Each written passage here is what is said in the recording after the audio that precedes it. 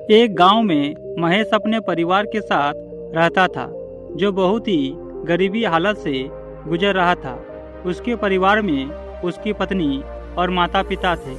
साथ ही महेश और उसके पिता जंगल से लकड़ियां काटकर गुजर बसर करते थे। वे लकड़ियों को बाजार में बेच देते थे, जिसके बदले में दुकानदार उन्हें गुड़ चना देता था और यही खाकर वे गुजारा करते थे। परंतु महेश की माँ लालची स्वभाव की थी। वह रोज गुड़ चना खाकर गुजारा करने वालों में नहीं थी। एक दिन उसने गुस्से से बोली कि 25 साल हो गए शादी को, आज तक खीर हलवा नहीं खाने को मिला। यह कैसा घर है। और इसी प्रकार माँ की बात सुनकर महेश सोचने लगा कि माँ ने आज तक खीर हलवा नहीं खाया। अगर मैं उसको खीर हलवा ना खिला पाया तो मैं कैसा बेटा हूँ। और इस प्रकार से वह अगले दिन सुबह जल्दी उठकर जंगल लकड़ियाँ काटने चला जाता है। और उस दिन वह ज़्यादा लकड़ियाँ काटता है और दुकानदार से वह गुड़ चने की जगह पैसे मांगता है। ज़्यादा लकड़ियों को देखकर दुकानदार उसे 5 रुपये देता है।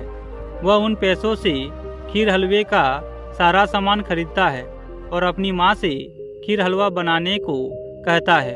अपने बेटे के हाथ में सारा सामान को देखकर उसकी माँ बहुत खुश होती है और वह खीर बनाने की तैयारी करने लगती है।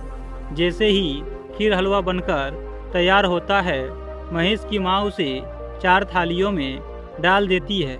लेकिन अचानक उनके घर एक ब्राह्मण आ जाता है और उनसे भिक्षा मांगता है। लेकिन उनके पास ब्राह्मण को देने के लिए कुछ नहीं था, जिसके कारण महेश ने अपनी थाली भिक्षा समझकर ब्राह्मण को दे दिया। और इस प्रकार भिक्षा को पाकर ब्राह्मण अत्यधिक प्रसन्न होते हैं। परंतु उसे खाने के बाद भी उनका पेट नहीं भरता, जिसके कारण महेश के पिता भी अपनी थाली उन्हें दे देते हैं। और बाद में उसकी पत्नी भी अपनी थाली ब्राह्मण को देती है। परंतु महेश की माँ यह सब देख रही थी और ब्राह्मण को देने के डर से वह जल्दी जल्दी खीर हलवा खा जाती है। और इस प्रकार से खीर को खाकर ब्राह्मण वहाँ से चले जाते हैं। और थोड़े ही दिनों में महेश और उनका परिवार धीरे धीरे मृत्यु को प्राप्त हो जाता है। तभी भगवान ने एक थाली का फल उन्हें अगले जन्म में देता है और उन सब का दूसरा जन्म होता है। महेश अगले जन्म में राजा भोज बनकर जन्म लेता है। उसके पिता सबसे बड़े ज्ञानी पंडित और उसकी पत्नी उस ज्ञानी पंडित की बेटी, जो खगोलीय शास्त्र में निपुण थी। लेकिन अभी तक उसकी माँ का कोई पता नहीं था। अपने ऐशो आराम को देख राजा भोज एक दिन दुविधा में फंस जाते हैं कि मैंने पिछले जन्म में ऐसा क्या पुण्य किया था जिसकी बदौलत ईश्वर ने मुझे राजा भोज बनाया। राजा अपने आसपास के सभी ज्ञानी पंडितों ब्राह्मण को महल बुलाता है और उनसे यही सवाल करता है कि मैंने पिछले जन्म में ऐसा क्या पुण्य किया था जिसकी बदौलत ईश्वर ने मुझे राजा भोज बनाया है। सभी ब्राह्मण पंडित राजा के नग शास्त्र व जन्म कुंडली देखने का प्रयास करते हैं, लेकिन सभी असफल हो जाते हैं। कोई राजा को बताता है कि दूर एक गांव में बहुत बड़े ज्ञानी पंडित रहते हैं, केवल वही आपको पिछले जन्म के बारे में बता सकते हैं। राजा भोज यह सब सुनकर अत्यधिक प्रसन्न हो जाते हैं और उस पंडित को बुलाने के लिए राजा भव्य समारोह का आदेश देते हैं। महल से उसके गांव तक लाल कालीन बिछाई जाती है।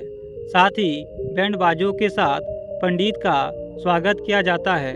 जब वह पंडित महल पहुंचता है तो न राजा को और न ही उस पंडित को यह पता था कि हम दोनों पिछले जन्म में बाप बेटे थे।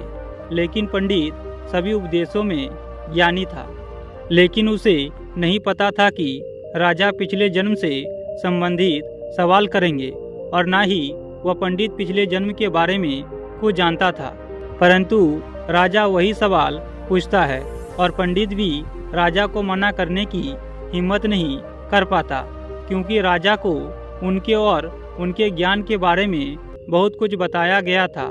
यह सब सुनकर पंडित ने राजा के सभी सवालों के जवाब देने के लिए 1 महीने का समय मांगा। उस पंडित की बात सुनकर राजा इतने प्रसन्न हुए कि उन्होंने पंडित के घर 1 महीने के लिए महल का राशन भिजवाया। लेकिन दिन बीतते गए, पंडित घबराहट के मारे सूखने लगा कि 1 महीना होने पर मैं क्या जवाब दूंगा। अपने पिता की हालत देख उसकी बेटी भी पूछने लगी, जो पिछले जन्म में राजा भोज की पत्नी थी। उसने अपने पिता से कहा कि पिताजी, कुछ दिनों से आप मुझे परेशान दिख रहे हैं, क्या बात है, मुझे बताइए। अपने बेटी की बात सुनकर पंडित ने उसे सारी बात बताता है। जब उसकी बेटी ने सारी बात सुनी, जो खगोलीय शास्त्र में निपुण थी, वह कहती है कि पिताजी, आप परेशान ना हो, अगली बार जब महल जाना हो तो मुझे लेकर चलना। राजा के सभी सवालों का जवाब मैं उन्हें दूंगा। और देखते ही देखते 1 महीना पूरा हो जाता है और पंडित को महल बुलाया जाता है। और राजा के पूछने पर वह ब्राह्मण बोलता है कि महाराज, यह बात तो इतनी छोटी है कि इसका जवाब मेरी बेटी भी दे सकती है। और इतना कहते ही उसकी बेटी सामने आती है और राजा के दोनों हाथ पकड़ती है और उन्हें स्वर्ग की यात्रा पर ले जाती है। वहाँ का दृश्य देखकर राजा अचंभित हो जाता है। ईश्वर ने वहाँ बहुत ही सुंदर महल बनवाया था, जहाँ चारों ओर सुख ही सुख थे। राजा उसकी विद्या देखकर हैरान रह जाते हैं। राजा समझ चुके थे कि उनके सभी सवालों का जवाब केवल वही दे सकती है। राजा मन ही मन उससे विवाह करने के बारे में सोचने लगे। थोड़ी ही देर में राजा भोज देखते हैं कि स्वर्ग का सुंदर महल अचानक टूटने लगता है। और इस प्रकार वह कन्या समझ गई कि राजा के मन की बात ईश्वर को मंजूर नहीं है। और इस प्रकार से वह राजा को वापस नीचे ले आती है। नीचे आते ही राजा स्वर्ग के महल के बारे में कन्या से पूछती है, तो वह कहती है कि राजा, वह महल ईश्वर ने स्वर्ग में आपके लिए ही बनाया था, किंतु आपके मन में जब मुझसे विवाह करने की बात आई तो वह महल टूटने लगा, जो कि ईश्वर को मंजूर नहीं है। राजा उसकी बात सुनकर हैरान हो जाते हैं और ईश्वर का इशारा समझ जाते हैं। और इस प्रकार वह खुद उसका विवाह एक राजकुमार से करा देते हैं और एक भाई बनकर उसे विदा करते हैं। राजा उसको विदा करने के लिए जब डोली में बिठाने जाते हैं तो वहाँ भिखारियों की कतार थी, जिसमें महिलाएं व आदमी दोनों थे। जब पंडित की बेटी राजा को उसके पिछले जन्म की कहानी बताती है कि आप और मेरे पिता पिछले जन्म में बाप बेटे थे और मैं आपकी पत्नी थी। आप दोनों जंगल से लकड़ियाँ काटकर अपना और हमारा पेट भरते थे। एक दिन हमारे घर में खीर हलवा बना था, जो एक ब्राह्मण खाने आया था, जो कोई और नहीं स्वयं कृष्ण भगवान थे। हम सब ने अपनी थाली उस ब्राह्मण को भिक्षा समझकर दे दी, लेकिन आपकी माँ ने अपनी भूख मिटानी चाहिए, जिसका फल ईश्वर ने हमें इस जन्म में दिया है। तभी राजा उससे माँ के बारे में पूछता है और कहता है कि क्या माँ का दूसरा जन्म हुआ है। तो वह बताती है कि राजा, ये जो भिखारी की कतार है, यहीं पर आपकी माँ कटोरा लेकर खड़ी है। लेकिन राजा भोज पंडित की बेटी से विवाह करना चाहते थे, किंतु ये बात ईश्वर को पसंद न आई।